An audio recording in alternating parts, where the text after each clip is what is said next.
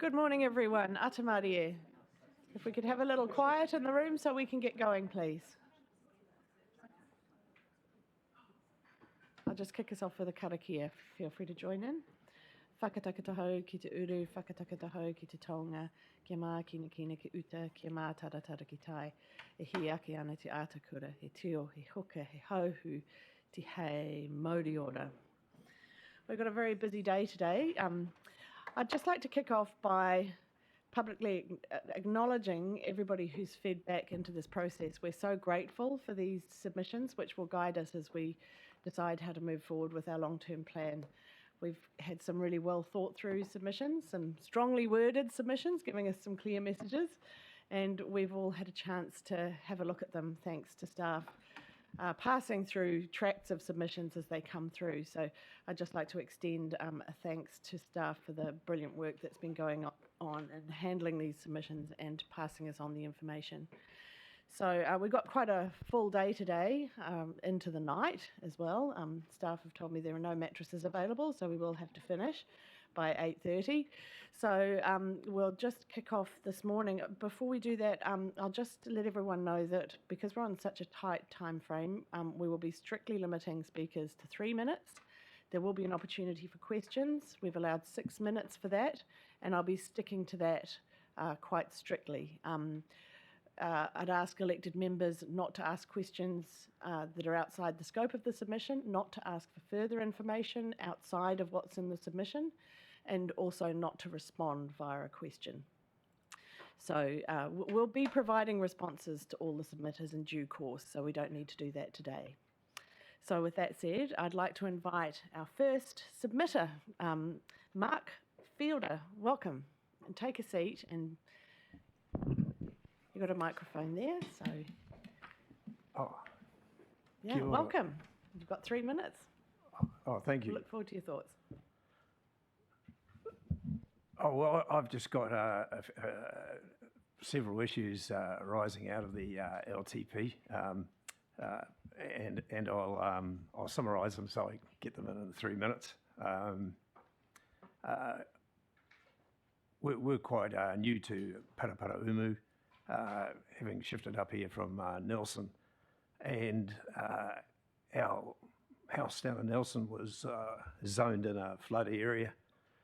So we were quite keen when buying a new property to make sure that it was outside these sort of natural hazard zones.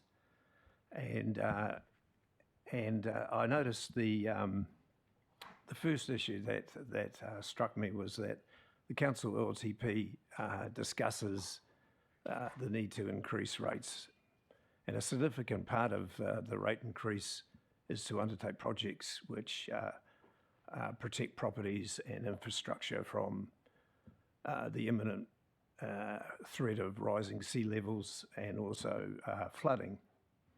That's quite common to Nelson as well, due to climate change. So the climate change risk, however, is, I don't believe, reflected in the price or demand of properties or in their rates at the moment. Rate calculations do not seem to take account of the cost of this risk mitigation, and particularly of these vulnerable properties. The community as a whole is expected to, by council, to share the cost of major infrastructure projects. For example, the 41 million replacement of the seawalls at Paikokariki and Raumati. I believe this sends a mixed message out to people like myself, house buyers. We were told by one real estate agent that the council would completely cover the cost of the road at Paikokariki if it was damaged.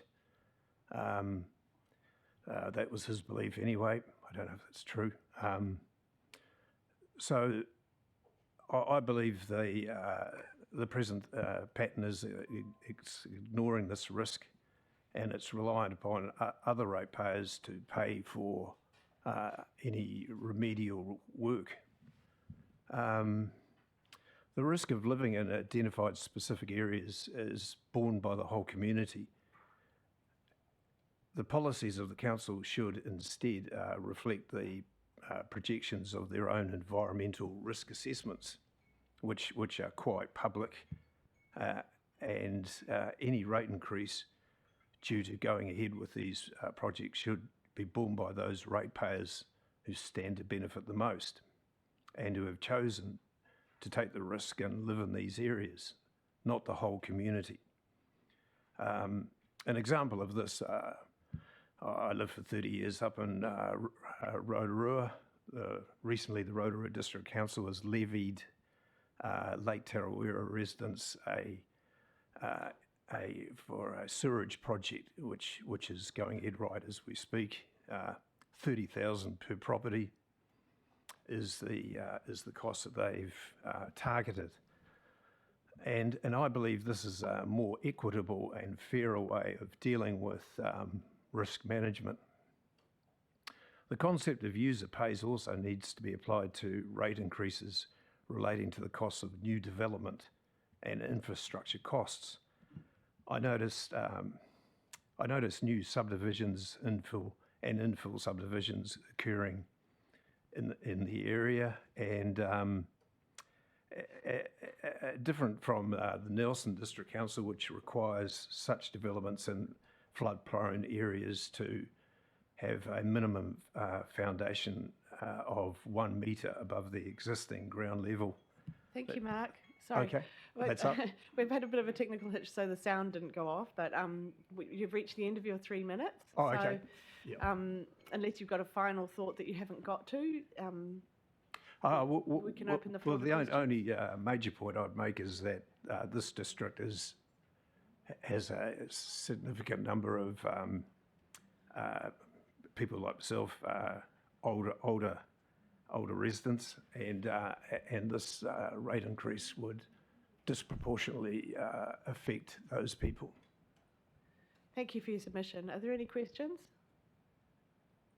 Yeah, Councillor Wilson. Oops. Thanks for that, Mark. Was your experience in Nelson, was there targeted rating down there? No, I don't think there was, but there was on new developments as far as foundations go and that sort of thing. Oh, right. And development levy, presumably. Big pardon? Development levies. Yeah, yes. Okay. Thanks. Yeah, I have a question here from Councillor Pravanov. It might be more online of a response, but I'll share it. She asks, did you know that the money to be spent on the Paikakariki seawall is to protect council infrastructure, not private assets? Councillor Pravanov has a meeting in Wellington this morning and has provided me with some questions. So the question is, are you aware that that infrastructure is to protect public infrastructure, not private assets?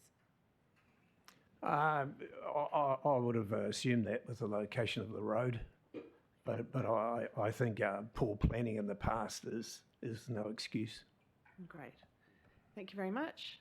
There don't appear to be any further questions. Thank you so much for your well thought through submission and presentation today. Thank you. Thank you for the opportunity. So now we have Andrew Galloway from Alcohol Health Watch, who is on Zoom. We've got a number of people online, actually. Hi, Glenn, Sophie. I'm presuming that's Kim from Nahapo Otaki. And we've got Councillor Pravanov as well. Kia ora, Councillor Coops.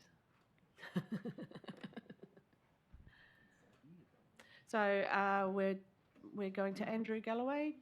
Is your microphone enabled? Just enable. Morning. Good morning. We can hear you nicely here. Wonderful. Thank you for listening. Would you like us just to start? Yes, please. Kia ora koutou. Thank you very much for the opportunity to address the council, Kapiti, this morning. By way of introduction, I'm Andrew Galloway, the Executive Director, and I'm joined by my colleague Jennifer Lamb. Alcohol Health Watch is a national organisation funded by Te Whatu Ora Health New Zealand to provide credible, up-to-date evidence regarding alcohol policy and planning matters. Our work functions through a health promotion approach and focuses on reducing and preventing alcohol harm.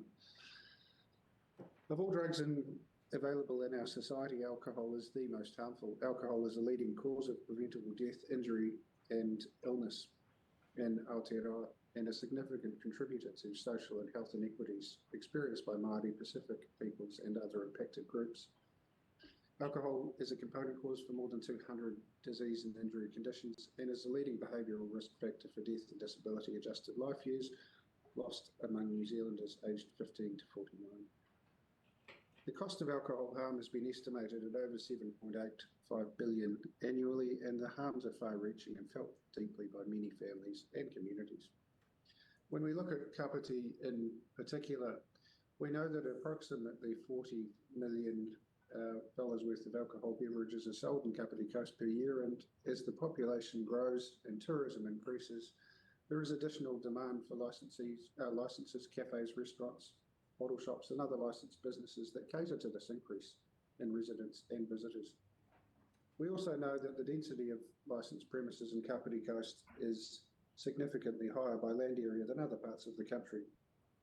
The three agencies with responsibilities under the Sale and Supply of Alcohol Act, the police, Kapiti licensing inspectors and the Medical Officer of Health, and other agencies such as Cancer Society and Alcohol Health Watch are well aware of the impact of alcohol and the significant burden that this places on the district.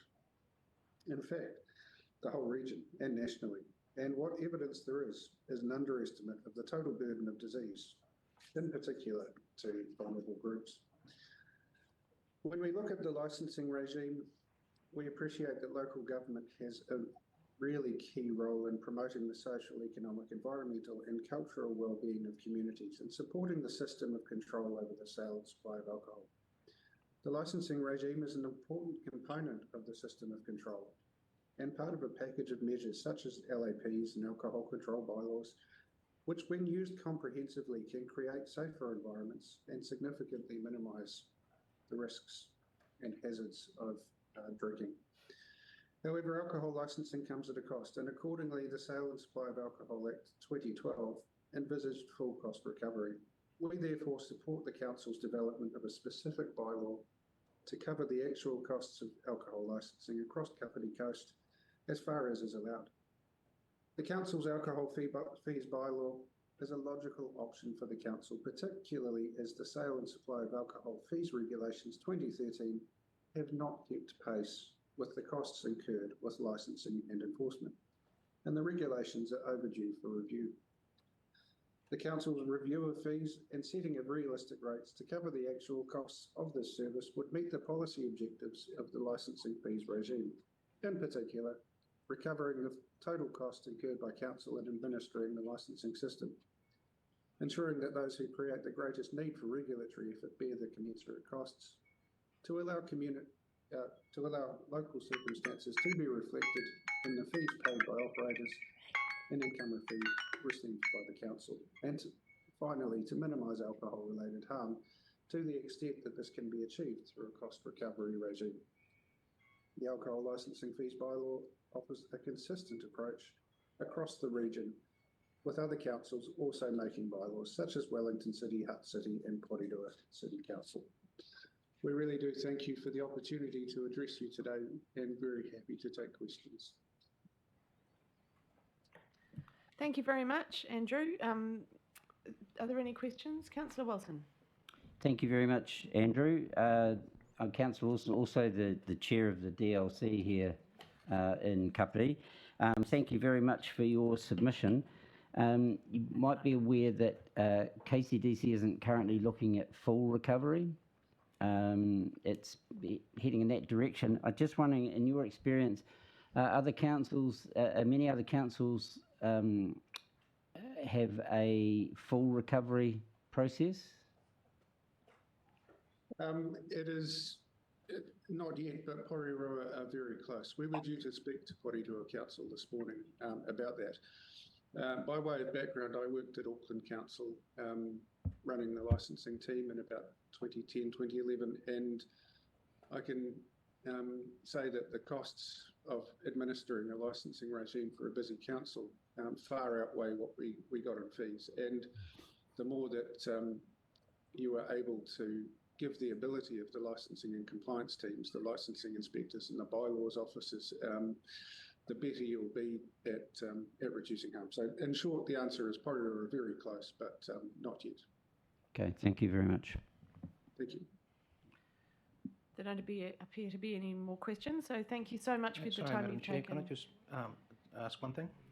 Oh, sorry, your light wasn't on. Yeah, no, it wasn't. I just put it on there. Great. My fault. Thank you, Councillor Halliday. Kia ora, Chris. Look, I'm chair of the Social Sustainability Committee and just wanted to invite you to perhaps come and do a presentation to that committee at some stage. We can perhaps connect and you might have a bit more time to flesh some of this stuff out because it looks like you're asking for some advocacy here as well. I just wanted to put that invite out for you now. No, we would love to. Thank you. That's fantastic. Thank you, Councillor Halliday. Thank you for your time today, Andrew, and for that for the wonderful submission as well. So we'll move on now to Brendan Nottage from Winecraft.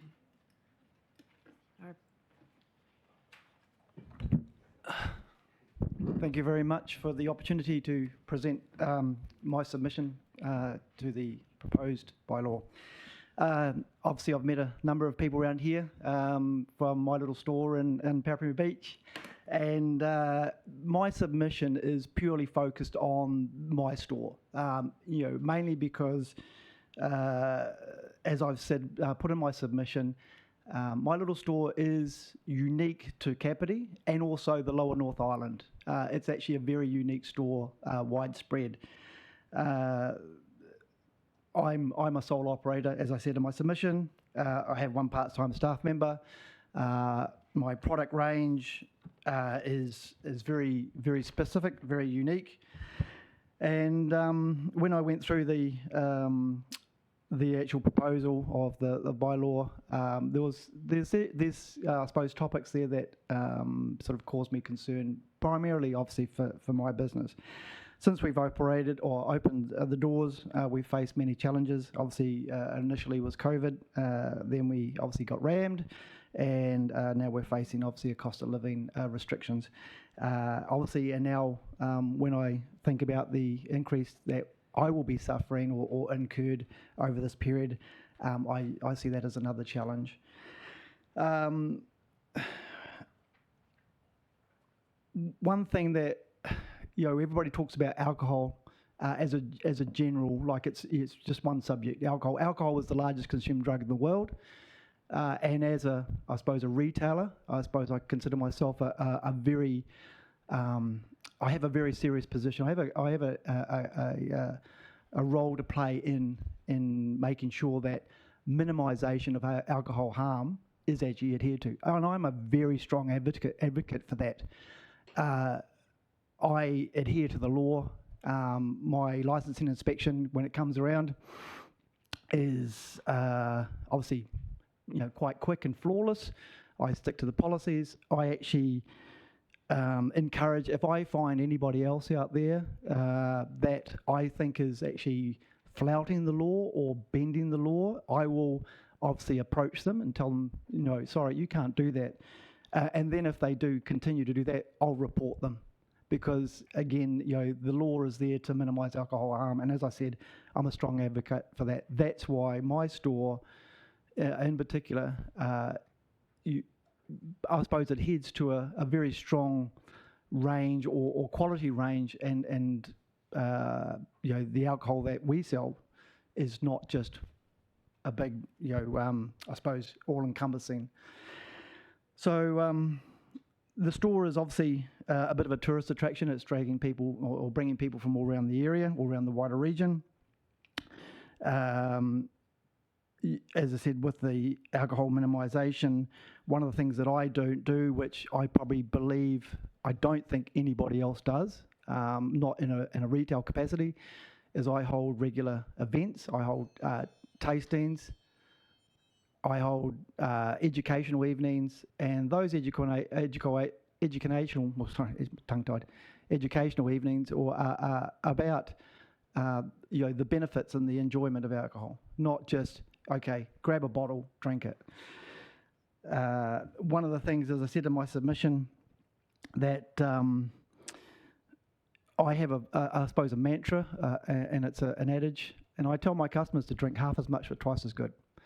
You know, that is a strong policy for me. I tell people don't spend, don't buy 4 or 5 bottles of wine at $15 or $10 or whatever. Just cut that in half and drink better quality. Drink less, because you're going to enjoy the health benefits, because there are health benefits in good quality wine, and also again minimisation of alcohol harm. Thank you, Brendan. That's kind of the end of your time. If you'd like to wrap up, if you've got any other Yep. main points you want to make. Okay, well, I suppose say my customers aren't abusers of alcohol. They are just quality, good, high quality clients. I'm different to the supermarkets, I think that to be categorised in the same category when I'm a lower risk as a supermarket is a little bit unfair. Thank you for very your much. perspective today. Hold on, I think we've got a couple of questions. The Deputy Mayor. Thank you, Madam Mayor. Brendan, nice to see you here. Thanks for coming in and your submission. Just a quick question. In terms of the licensing increase for you, can you give me an idea of exactly what that will cost you? It'll be close to 100% increase. It'll be sort of near on. I'm currently paying over a 3-year period about $3,000 over a 3-year period. It's going to go to probably around about $5,500, maybe sort of close to $5,500 when it's fully implemented. I'll be honest, in the last year I've probably not paid myself probably 5 or 6 times, because my goal is to keep the doors open. An increased burden like that, yes, I don't even want to think about it. Okay. Yeah. I appreciate that information. Thank you. Councillor Halliday. Yes, I've got a couple of questions. Great to see you, Brendan. Thank you. Look, taken from what you just said, I'm picking that, do you think, from the weighting perspective in regards to what's been applied here, you're in that top category there, I think, of 15 points. That seems to me, when you brought this up to my attention, that you've sort of fallen through the cracks, or boutique operators seem to have fallen through the cracks here. Would that be a fair comment? Yes, very true. And from the weighting perspective, you perhaps think that maybe a way potentially around that, and I'm not putting words in your mouth, hopefully, is to maybe look at perhaps boutique type arrangements being classified maybe differently. Yeah, one of the things I put in my was that looking at sort of maybe different categories or ways of sort of assigning like something unique. I say one, it's a very unique operation that doesn't sort of like to put me in the same category as a supermarket, which does obviously tens of millions of dollars and sells a wider range of alcohol is probably a little bit rough. Yeah, so either someone who may be smarter than me would figure out how to categorise it, but definitely have a lower risk would be. But maybe even putting something on the. Actually, I won't. I'll take that offline with regards to a comment. One thing I would ask, and thank you for that, Brendan, and thank you for bringing it to our attention, because I wasn't aware of that sort of situation. So happy to look at it a bit further as well.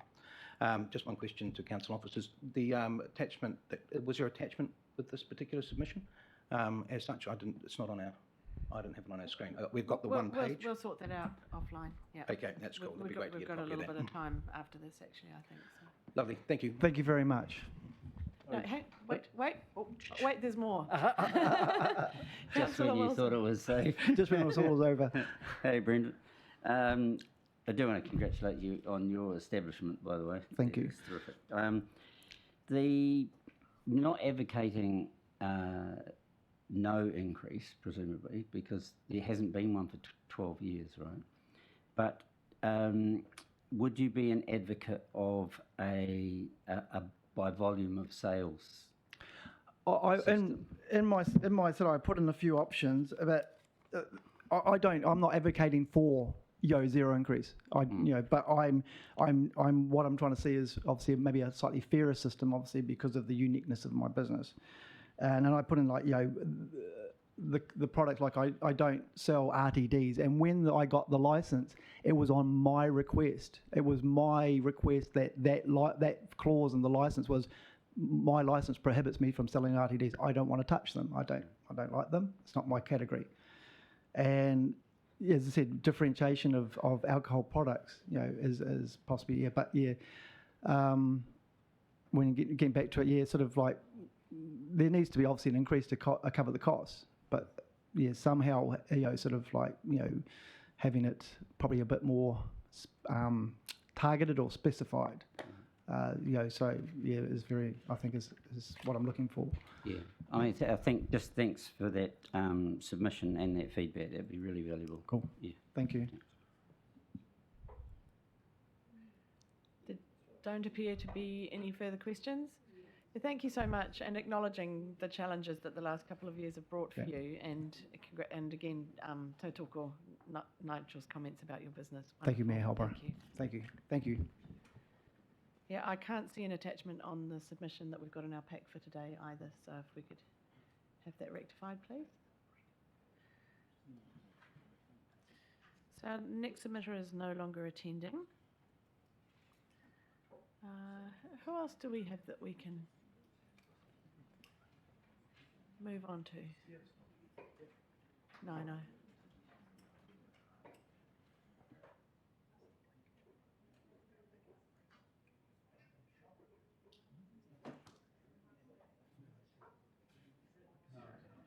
Catherine McDonald, would you like to come up a little bit earlier, or would you prefer to wait for your allotted time?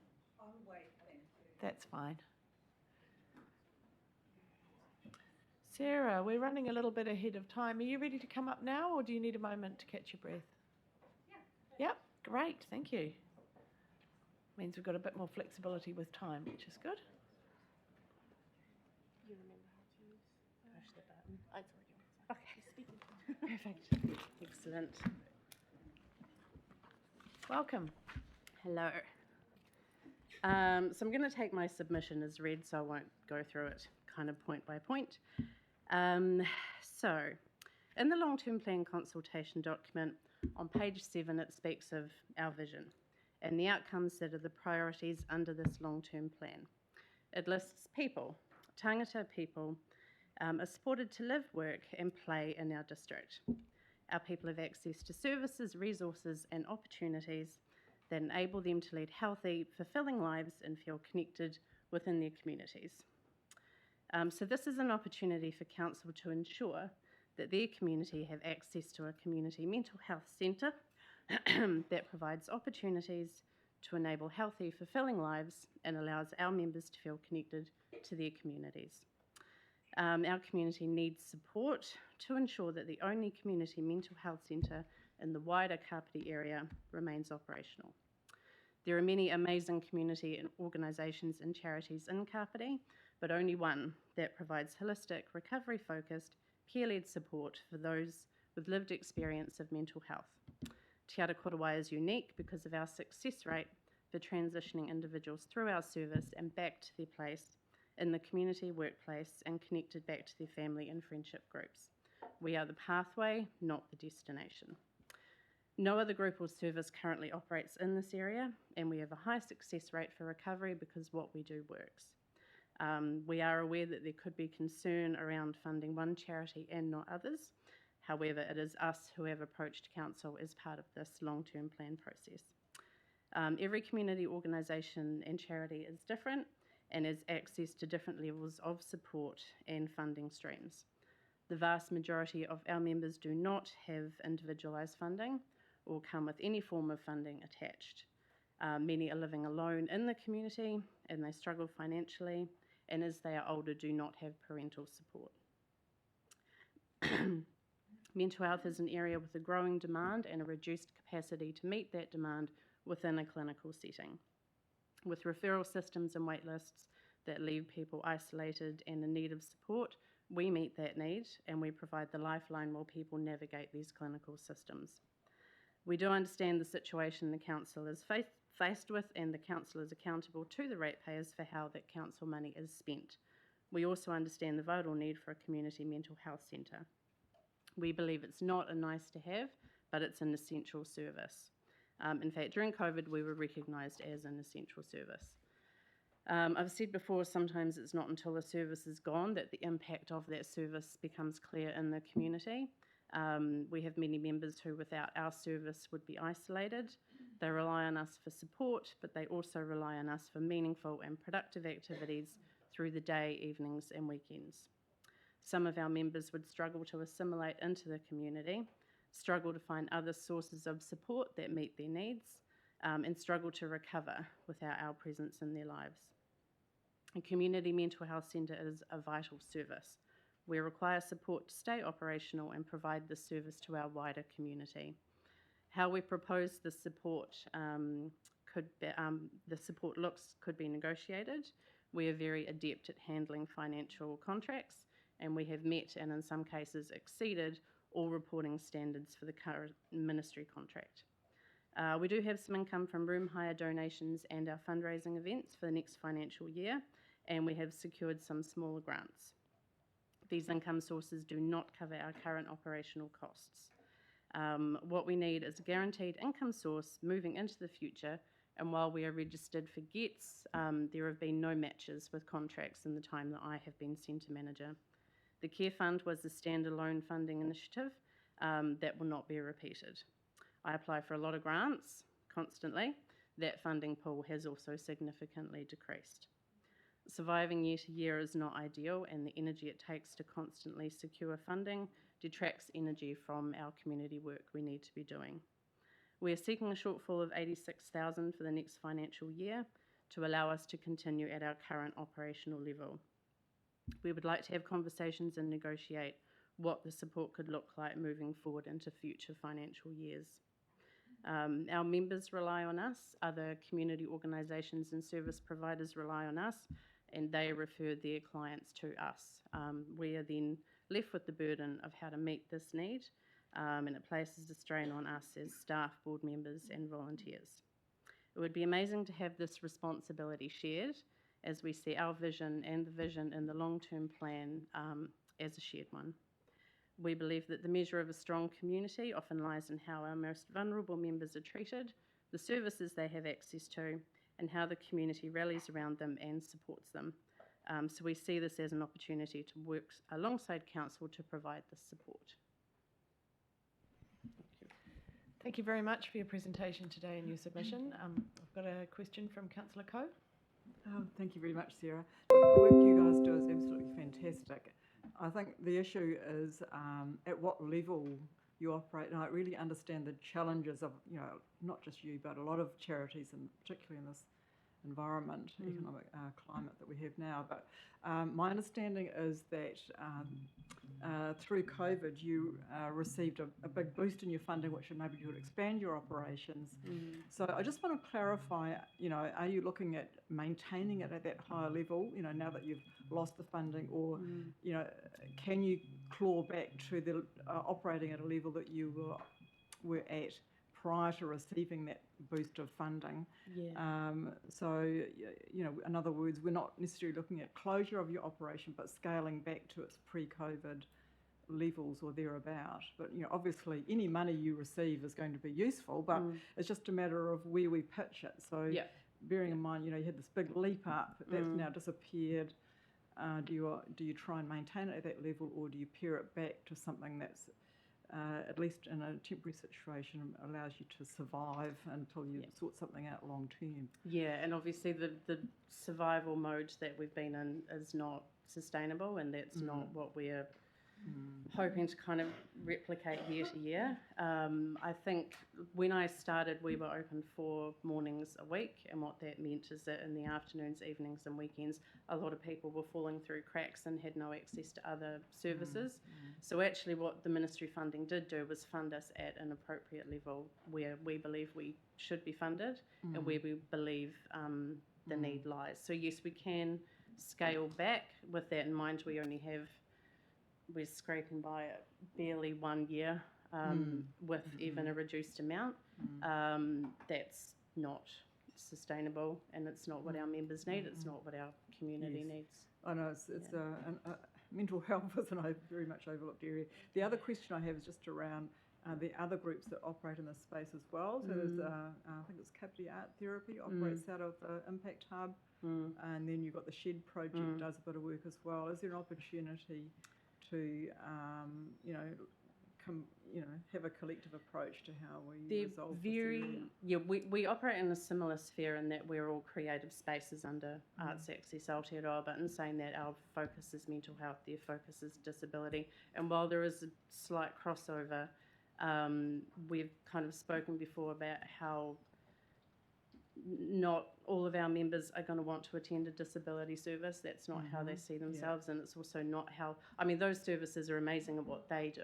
We're amazing at what we so do. what about Kapiti Art Therapy? Are The they- Kapiti So- Art Studio so is also just- disability focused. Yeah, well, I don't think we'll take that line of questioning any further. It's kind of out of scope of the submission, and it's kind of Yep. it would form part of the next Right. kind of piece of work. Mm. Any questions or further questions around the submission No. that's on our tables? Thank you, Councillor Wilson. Thank you, Sarah. And a couple of questions. Who owns the building? We own the building. The council owns the land, so Oh. we lease the land. Yep. Okay. And the next question is the 86,000 would cover from when to when? A financial year, so 1st of July through to end of June next year. Oh, right. Okay. The next year is the same. Yeah. And so the following year, obviously, that amount would potentially increase because we have got two smaller grants, which is why we're only looking at 186 and not 179, which is what it actually takes. Yeah. Okay. Yeah. And just a very quick comment. It's fantastic what you guys do down there. It's brilliant. Thank you.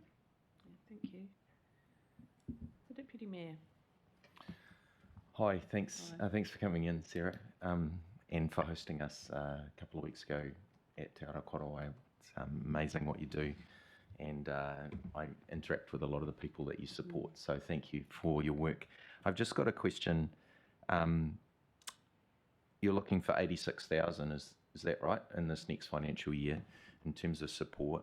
I note in your financials that you do have some reserves. Are you targeting those reserves as ability to continue the operation if funding doesn't come from other sources? I mean, obviously, if we got to the point where we had, there was no viability other than to utilise them, we would. But we like to hold reserves. It is our safeguard. And when I first started, we were looking at using that to operate for the next 3 months and then winding up. And that is the worst case scenario, that we use every cent that we have to basically wind down. Otherwise, when we apply for grants, most funding bodies allow you to have, it depends on the percentage, but they allow you to have an amount in reserves, understanding that you can't run dollar to dollar long term. So, yeah. Sure. So just if you can help me, if council doesn't provide funding, those reserves, how long, I mean, you're suggesting 3 months from those reserves would enable Te Ara Korowai to function for 3 months? Is that what you're suggesting from the reserves that you have at the moment? It would, at current operational levels, it would be about 3 months. Yeah. Okay, great. Thank you. Thank you, Sarah. Thank you for coming in, and thank you for the work that you do. Yeah, I've been familiar with it over many years, and the struggles that the centre has for funding is just, it's a real challenge. So we look forward to further conversations about how we might be able to assist. Thank you. Excellent. Cool. Thank you.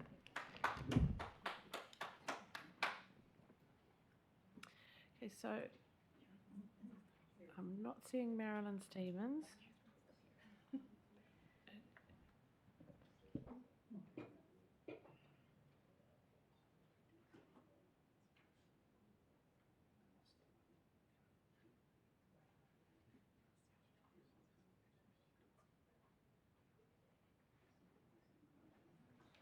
Okay, so we're missing our next submitter. We're just trying to. Catherine, are you ready now? No. Fantastic.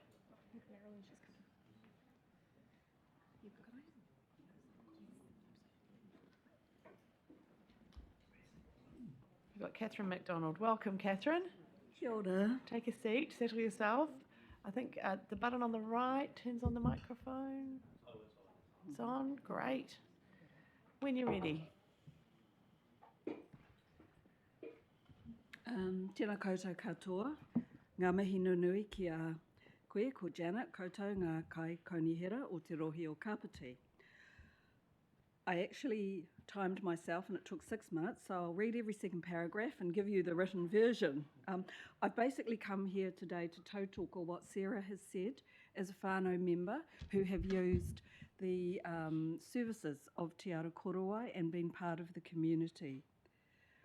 I'm not sure if anyone here has ever visited Te Ara Korowai, but if you've ever been through the door, you'll know what a welcoming and vibrant space it is.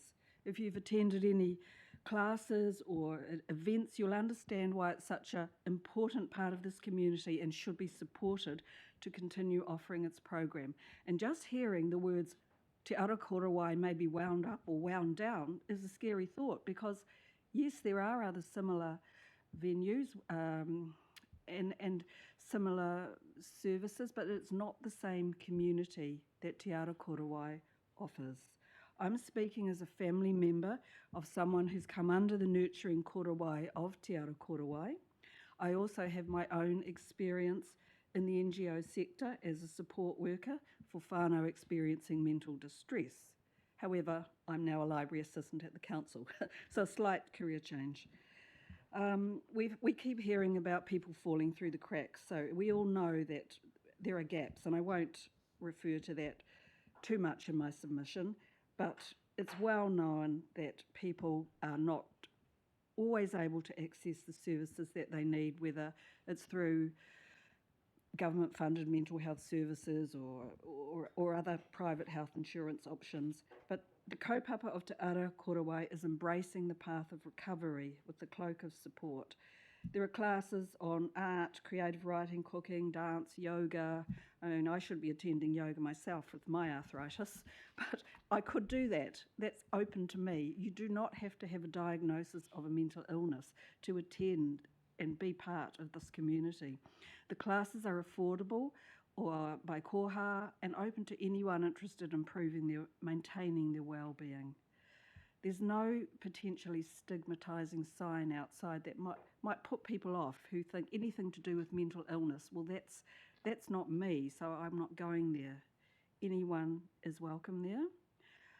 Other people who are vulnerable and have barriers to receiving support are welcome. And people come back. People keep coming. The people who work and volunteer at Te Ara Korowai are all quite special people. And one of my family members with serious mental distress became reclusive and was reluctant to engage with anyone. Luckily, through a support worker, he found his way to Te Ara Korowai, became part of a group of fellow guitar players that continued to meet and led to ongoing friendships. These friendships were valuable at a time when levels of anxiety were high and my whānau member was withdrawing from social and whānau interactions. Music as therapy made a huge difference to his well-being. For this, we are very grateful to Te Ara Korowai. So our hope as a whānau is that Te Ara Korowai will be able to continue what is a unique service that Kapiti residents are so fortunate to be able to access. Koe mutu, taku kōrero. Thank you. Well said, Catherine. Thank you very much for sharing your thoughts today. Do you have any questions? There don't appear to be any. Thank you so much for coming along today. Thank you, everyone.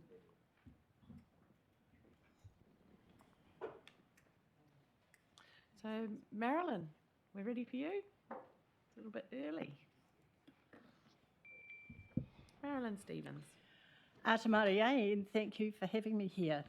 I wish to speak to the submission that I submitted regarding rural rates, and I think I'm speaking for every rural ratepayer. As a rural resident, I'm absolutely opposed to the increase in rates that we have been told about. Rural dwellers get nothing from the council. We're on septic tanks, private water schemes, bores or tank water, no footpaths or street lighting, nothing. The real problem is, though, that a lot of big farmers are now splitting big farms and moving out of the area because of the increased costs. Smaller blocks, for example 10 acres, are just not sustainable. We have a 93-acre farm in Tihoro and had a dairy farmer leasing it. With his own farm and ours, the rates were $50,000 per annum. That's a lot of cattle before he pays for fertilisers, vet bills, feed, staff, wages, etc. He has given up our lease and has moved away up to Martin because it is no longer sustainable for him to farm here. We live in Tihoro, a place known for the rocky landscape. So in the summer, the rocks heat up, burns off the grass at the roots, and there is no feed for animals. So they all have to be fed baleage, silage, and hay at all costs. Our home block is on 8 acres. We are unable to subdivide. It is not sustainable to keep living the rural lifestyle on this block. With climate change and droughts, we also have no feed for animals to keep the land working, but we're unable to subdivide. We can't grow produce due to the lack of water, and then we are staring down the barrel of exorbitant rate increases. The sensible thing for this council to consider would be to rezone the lifestyle block areas to rural residential, allowing for smaller blocks to be split, and that would ultimately give you the increased rates dollar and would be a better use of the land. I am referring mainly to the old Hartree Road, Otaki Gorge area, and this has already been done in the School Road area. And those properties could be reduced to around 1 hectare to allow the lifestyle without the constant stress re-survival. The new Jim Winiata local road allows access to more farmland, and that also lends itself to smaller blocks. So yeah, I just wanted to let you know the stresses that the rural people are under. It's not just me and my family, it's across the board around our area, and I think it needs to be really thought about by this council. Thank you for your time. Thank you for your presentation. I do have a question from Councillor Wilson. Yeah, thank you, Marilyn. That's all right, Nigel. Hey, being unable to subdivide, that presumably relates to the zone. Yep. Yep. So is a private plan change an option for you? Explain what that means. Well, if you were to apply to have it rezoned, to have that area rezoned specifically. We haven't tried that, and it possibly is an option, but at what cost to us? Oh yeah, it's not cheap. No, it's not cheap. And we have, years ago, we actually did ask if we could cut off some of our back paddocks, and that was when Gail Ferguson was here, and she told me no. One day those rocks might be fertile land. Good luck with that. I know. Yeah. Don't know what she was smoking, but anyway. Thanks, Marilyn. Yeah. Thanks for your submission. What I like about your presentation today is you haven't just come with problems, you've also come with some possible solutions, which we really appreciate. So thank you so much for the time you put in. It's a pleasure. Thank you. It's nice to be back in these chambers. Yeah, nice to have you back. No, it's okay. Hang on, Marilyn, yeah. We've got a couple more. Oh, take a seat again. Don't go, Some Marilyn. late- No, stay. some Hi, late- Marilyn. Late contributors. Marilyn, you do you have water supply? You do have We don't Halfree. have town. We're on Halfree water supply. Okay. My own home block is only on 1 unit, 1,000 litres a day. When you've got animals and things, that runs out very quickly in the summer. I have been known to be soaked up in the shower and then run out of water.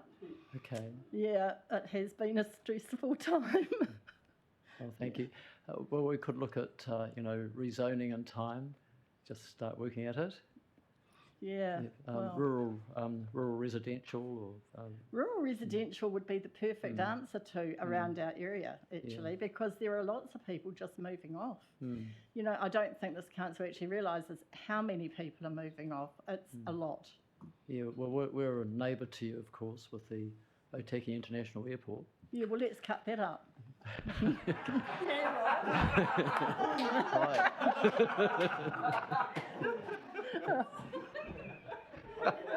I'm sure Councillor Coфord will take that on board.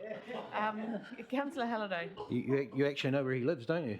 Actually, I do.